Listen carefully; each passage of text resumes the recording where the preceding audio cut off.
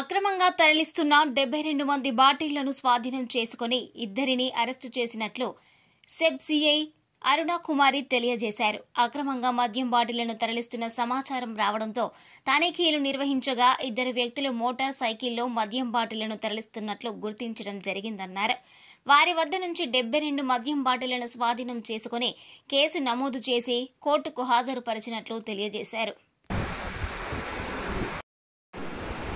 ఈరోజు మాకు రాబడిన సమాచారం మేరకు మధ్యాహ్నం సుమారు 12:30 గంటల మధ్య సమయంలో ఇద్దరు వ్యక్తులు మోటార్ వెహికల్ మీద 72 మద్యం సీసాలు తీసుకువెళ్తూ బస్టాండ్ సెంటర్ అంబేద్కర్ దగ్గర పట్టుబడినారు. మాకు మొత్తం 72 సీసాలు మద్యం సీసాలు దొరికింది. ఇద్దరిని కూడా అరెస్ట్ చేసి న్యాయస్థానంలో మరిన్ని న్యూస్ అప్డేట్ కోసం A3 న్యూస్ ఛానల్ని సబ్స్క్రైబ్ చేసి బెల్ ఐకాన్ను ప్రెస్ చేయండి.